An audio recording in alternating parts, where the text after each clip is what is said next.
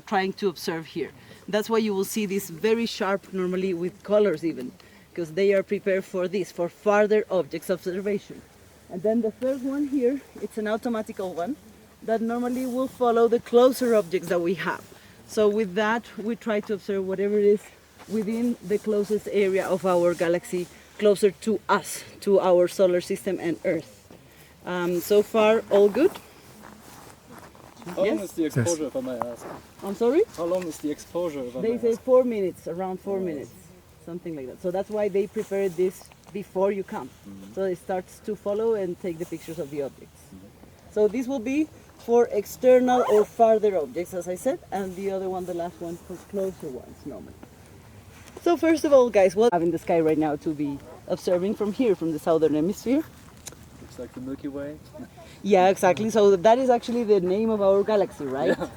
Yeah, well, so Milky Way, because we all, but it's okay, guys, because first of all, I'm a guide, I'm not an astronomist expert, but we must all learn that, for example, our Milky Way, it's in fact everything that you see in the sky, not just this line of thick clouds and gases that we have in the middle here crossing. So as you can see here in this area, we have a really great view, a 360 view and 180 degrees view too. So it's in fact a really good point to see this like real planetary that we have here to observe. And so what we see as this area, very dense of stars normally, that is just the most external arm of our galaxy, that from our position, from where our solar system is, we are allowed to see that. We are observing to the exterior. Our galaxy, it's about, well, we know it's a oval sort of galaxy, right? Very, very thin, having mainly 4 arms that are surrounding one hole or supermassive black hole in the middle that is called Sagittarius A, which one we have a picture just 3 years ago. So now we know how it is, this supermassive black hole in the middle of our galaxy. So that is, of course, creating a lot of gravity. So everything when it's closer to that area, it's also very hard to know because it's very close to that area that is being attracted by the hole. So this is actually from our position, that it's actually Orion's arm, that is the name of where our solar system is located. This is the most external arm of our galaxy. If we imagine them with this big, well, of course you cannot see, but maybe now you are more just to the light in the night, and so we can see a little bit of my hands and what I'm doing. So we have here like the central part, and then these 4 arms that are making these rounded areas like a spiral, right? We have a flat, almost flat galaxy with these 4 arms making a spiral shape. So this will be one of the last one outside, because we are in Orion's arm, which is one of the exterior arms of our galaxy. And from our location, because it's everything to do with the point of view or the perspective where we are doing the observation, what we will be able to see and how we see it. So here, from our position in our solar system in this galaxy, we are observing in here just the external arm of our galaxy, which we normally call the Milky Way. But it is actually everything that we have surrounding us in the sky, all of that is the Milky Way. Is that clear? Yes? Perfect. So what we are observing normally in the area of the Milky Way are closer objects to us. So what is on the sides, let's imagine, guys, that this line is actually pointing the flat area of our galaxy.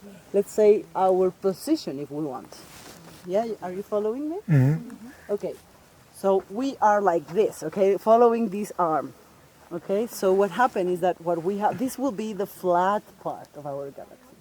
So the sides also belongs to our Milky Way, but they are belonging to another area called the halo.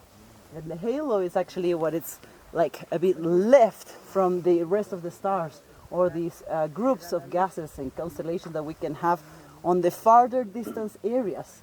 So the halo will be, in this case, to make it easier, like north and south. How do I know this is north and south? Because I know there is the Andes. How do we know this also with the sky? Because I have, for example, I'll start to point for you, wait. my laser. I had it in my pocket and now I don't. Let me check. Sorry guys, looking for this. I thought I had it in my pocket. It's over here. Can any one of you tell me if you identify the Southern Cross? Yeah. Yeah, great. I'll give you the laser. You can point it out for me.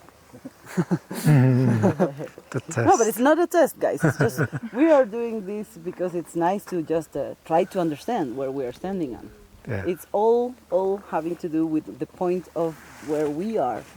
So everything is related. Like if a lot of you may come from the northern hemisphere, of course you grew up with another sort of sky and having other references points. Like the Southern Cross, you never saw it from the northern hemisphere.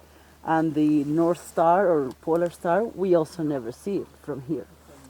So let me check. Yeah. Here you go.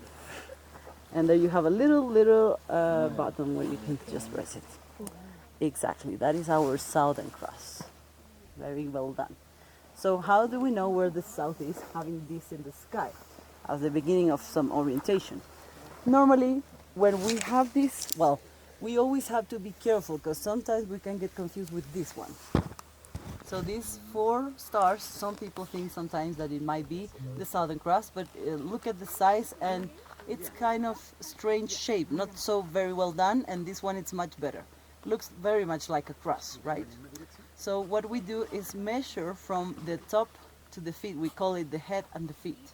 So from the head of the to the feet, you have one measure that we will take 4.5 times, counting this one too, to the direction of the feet area. So again, we will take this measuring with your finger, with the light, with whatever you have nearby, and then we will count 4 times to this side. So the same measuring 1, like 2, 3, 4, and then like and a half, and then there down it will be the southern celestial pole.